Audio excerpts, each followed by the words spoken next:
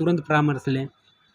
जो बच्चों में कार्डियक प्रॉब्लम पाए जाते हैं उनमें कुछ लक्षण होते हैं जिसको जनरल पब्लिक भी उसको देख ले, तो अगर उनको लगे कि ऐसा चीज़ें हैं तो वो आके कंसल्टेशन कर सकते हैं। तो पहला क्या रहता है कि बच्चे को बार बार निमोनिया होना, दूसरा होता है कि बच्चे का नीला पड़ना, किसी कारणवश बच्चा नीला पड़ रहा। नमस्कार दोस्तों, जन धमाका न्यूज़ में आपका हार्दिक स्वागत है। मेरे यानी जेडी मिश्रा का। जैसा कि आप लोग देख रहे हैं, हम आ चुके हैं जनपद जौनपुर एक्सल हॉस्पिटल पर।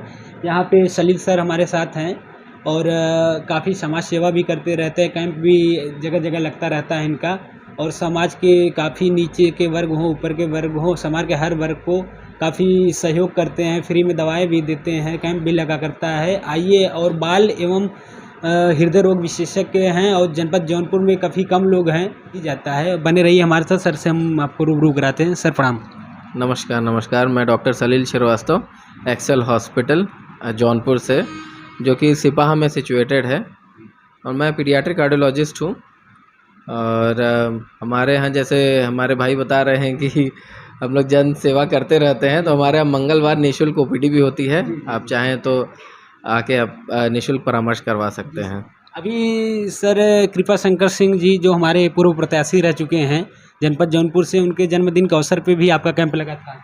हाँ, उन्हीं के कैंप में हम लोग जा के हर जगह पे, ये 1 हफ़्ता पूरा चला था, और जौनपुर के विभिन्न तहसीलों में जाके हम लोगों ने जितने भी गरीब वर्ग के मरीज़ थे सबको निःशुल्क हम लोगों ने देखा। वहाँ पे कुछ जाँचें भी हम लोग ने किया, और दवाएं जितनी थी हम लोग ने वहाँ पे डिस्ट्रीब्यूट भी की है। जैसे सर गांव वाले जो हैं, कैंप द्वारा आप लोग सहयोग दे देते हैं। गांव वाले ज़्यादातर जौनपुर के हॉस्पिटल में ही पहुंच पाते हैं, तो आप लोग अगर वहां पहुंच के कैंप लगा के उनका सहयोग कर रहे हैं तो काफ़ी बड़ी बात है। ये बहुत ज़रूरी होता है, क्योंकि वो लोग अच्छे परामर्श और अच्छी दवाओं से वंचित रह जाते हैं।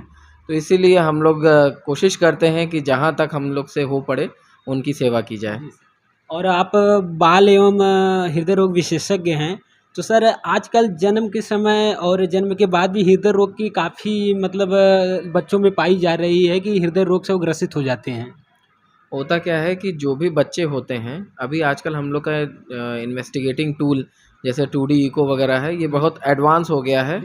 तो अभी सारी बीमारियां पकड़ में आने लगी हैं। होते तो पहले भी थे कि जब हम लोग सुनते थे कि कोई 20 साल में मृत्यु हो गई किसी बच्चे की, किसी बच्चे की 5 साल में मृत्यु हो गई, नीला पड़ने लगा है, ऐसी ये सारी चीज़ें पहले भी पाई जाती थी। लेकिन पहले डायग्नोस्टिक टूल हम लोग के इतने अच्छे नहीं हो पाते थे कि पता चल सके। अभी डायग्नोस्टिक टूल अच्छे हो चुके हैं, 2D इको होने लगा है हमारे जौनपुर जनपद में, 2D इको होने लगा है, तो बच्चे पता चल जाते हैं कि इनमें कौन सी बीमारियां हैं। सर यहाँ अभी जैसे डेंगू की बीमारी चरम पे आने वाली है, क्योंकि इस समय में ज़्यादातर डेंगू से लोग पीड़ित हो जाते हैं। इनसे कैसे बचा जाए, इसका कुछ बचाव?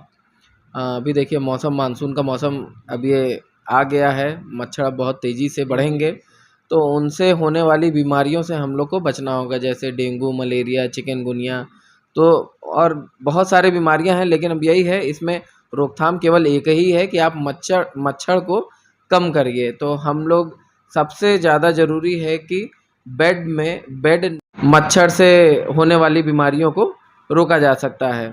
और दूसरी चीज़ क्या है कि अपने अगल बगल थोड़ा सा ध्यान देना होगा कि कहीं पे गड्ढे ना हो, और अगर नाली खुली हो तो उसको ढका जाए। नहीं ढक सकते तो उसमें मिट्टी के तेल का छिड़काव कर दिया जाए, कि जिससे वहाँ पे मच्छर पनप ना पाए। तो मेन तो यही है कि हम लोग को मच्छर, जो उसका वेक्टर है, उसको कम से कम रखना है, उससे प्रिवेंट करना है अपने जौनपुर जनपद में। मच्छर से बचाव काफ़ी ज़रूरी है डेंगू के बचाव के लिए।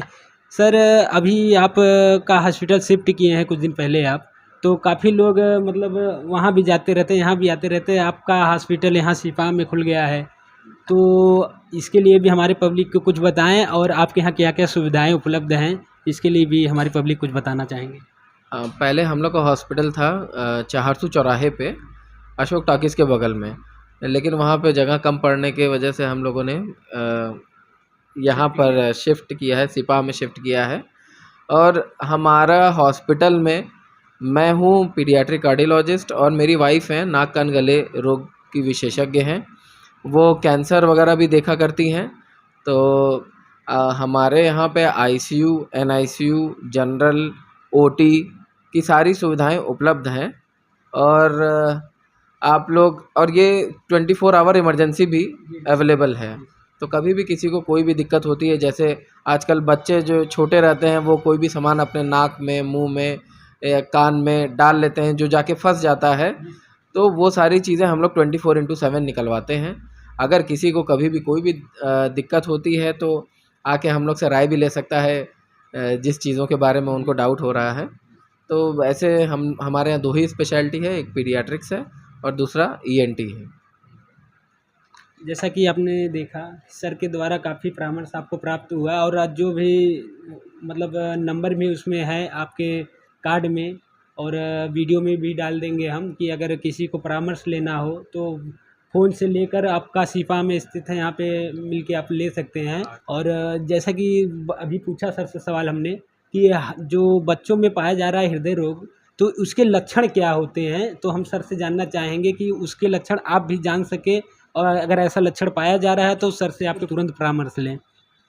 जो बच्चों में कार्डियक प्रॉब्लम पाए जाते हैं उनमें कुछ लक्षण होते हैं जिसको जनरल पब्लिक भी उसको देख ले, तो अगर उनको लगे कि ऐसा चीज़ें हैं तो वो आके कंसल्टेशन कर सकते हैं। तो पहला क्या रहता है कि बच्चे को बार बार निमोनिया होना।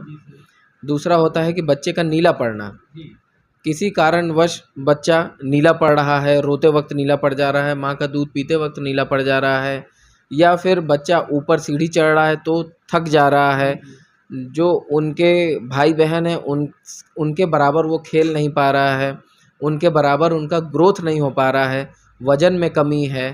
तो ये सारे लक्षण जो होते हैं ये किन्हीं हद तक आपके कार्डियक प्रॉब्लम से रिलेटेड हो सकते हैं।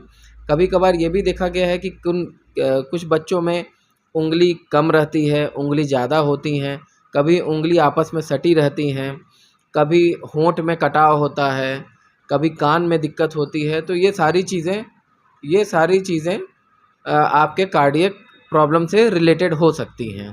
सर कितने से कितने उम्र तक ज़्यादा ये लक्षण पाए जा सकते हैं? देखिए, अगर ये कार्डियक प्रॉब्लम है तो बच्चा कंजेनाइटल प्रॉब्लम है तो बच्चा आपका 3-4 साल तक वो प्रेजेंट कर ही देगा। बस यही है कि हम लोग कितनी जल्दी उसको पकड़ते हैं। पहचान लें। हाँ। सर, जैसा कि आपने देखा, सर के द्वारा काफ़ी परामर्श प्राप्त हुआ, और कुछ इमरजेंसी भी आ गया है तो सर को जाना पड़ेगा। अब बने रहिए हमारे साथ, और भी जानकारी हम आप तक पहुंचाते रहेंगे। धन्यवाद।